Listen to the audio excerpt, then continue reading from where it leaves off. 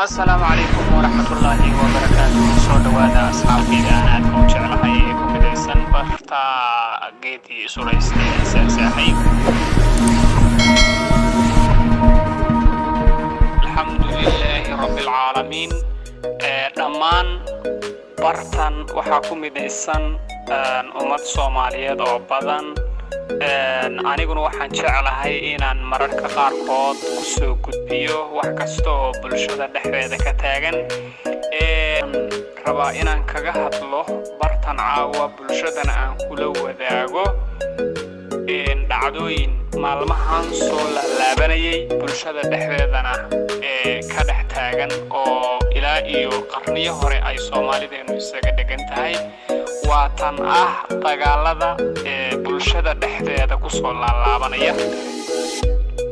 Ilaahay subhanahu wa ta'ala ummad kasta oo koomkan ku nool waa uu la xisaabtamaya.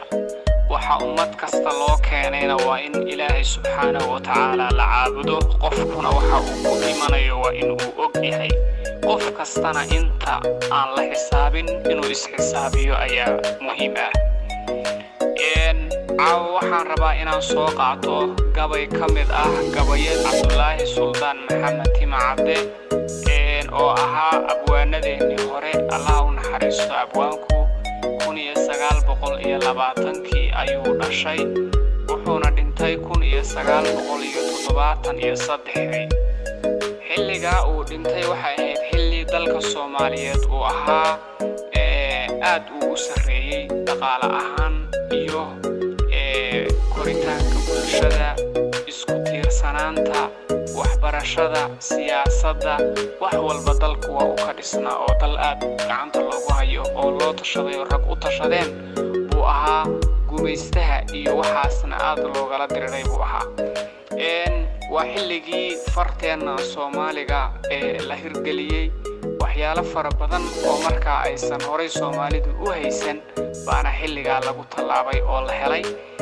abwaanku Allah u naxariistay xilligaas ayuu isagu dhintay, laakiin gabayo badan oo bulshada uu ku wacyigelinayay aadna uu ula dardaarmay in nabadda iyo amniga laga hadlo buu abwaanku gabayadiisaas waxaan caawa qaadanaynaa gabay uu leeyahay dugsi ma leh qabyaaladii waxay dumiso mooyaan. sida saxda qabiilka iyo qabyaaladuna waxay dumiso ma ahe waxba ma hagaajiso. welina waxaa moodaa inagu inaynu ka hadlayno ama ku dheganahay waxaas oo ku mashquulsanahay. abwaanadeennii, odayaasheenii, isimadeennii dhaqanka, hooyooyinkeen waa ku daaleen nabadaynta bulshada. aad baa loogu daalay. waxana maqli aynu maynooba moodaa inaan weli ku sii soconnaa moodaa. dagaalna inuu wiil ku dhinto maahe wiil kuma dhasho waana la soconnaa. waxbana ka faa'iideymayno haddaan walaalkeen dilno iyo haddaan gabar walaasheena dilno. inagu koomka waa ka midnahay, laakiin Soomaalideenu caado waxay ka dhigteen goortay hadlayaan inay yiraahdaan caalamka saas oo looga dhaqmo ama koomka sidaas adduunka saa loogama dhaqmo. waxaa moodaa inaan inagu adduunka banaanka ka joogna moodaa oo aynan adduunka ka mid ahayn. war hoosaynta aynu iska dayn oo dad qab leh oo koreeya aynu noqono, dad iswalaalaysto isku soo dhawaada aynu noqono. abwaanka gabaygiisaasna caawa qisadan hadda meesha ka taagan oo odayaashu ku daaleen baan u soo qaatay oo bulshada ka dhex taagan. waana waxyaalihii abwaanku uu ina ka waaninayay. sidan ayuuna u hadlay abwaanku. Allah u naxariisto. inagana Ilaahay kuwa gabaygiisa wax ku qaata Ilaahayna ka dhigo.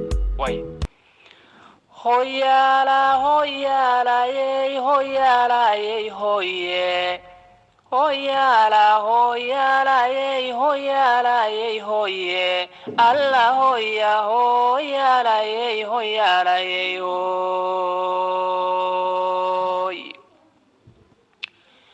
duliya hoos bawa ugu dhigaye wadix dhagaxeede anun baadam qanaye dheguhu uma daloolane dadkan la hadlayaa baan lahayn duxiyo iimaan. bal inay dal foof tahay caqliga dooni laga saaray wixii horay u soo daashaday degashanayane ducadday u wada jeensatoy dhowrtoodaanaheeda oy duul walaala tahay oy duunka ka heshiiso dadka kama yaraateene way isdabar jaraysaa dubo madaxa way iskala dhacdaa daa'ima bidkeede goortay iswada dooxataa dad u soo galaye ubadkiinni waa daadiseen waana duubateene dubaaxdiisii waa taad cunteen duhur dharaareede dariiq toosan soomaaliyay waa laga deday dubaaxdiisii cunteen duhur dharaareede dariiq toosan soomaaliyay waa laga dedaye darajada ilaahay ninkii doonayaa helaye ninka diiday distoorka iyo sharciga diintii ka carowye dugsi male qabyaaladii waxay dumiso mooyaane haddaynaan xumaantiyo dilkiyo dayninka laqadka dibaddanka joognaa sharciga daacadda ilaahe dambarkeedu waa jahanamo iyo dogobkii naareede dugsi male qabyaaladii waxay dumiso mooyaane dirdir laysku laayiyo intaan weerar daba joogno oy dumarku weerkiisi tandana badi waayey uu sidaa dureemaha u yaalmaydku dibadena walee doogsan maysaan intaa dunida joogsane dugsi male qabyaaladii waxay dumiso mooyaane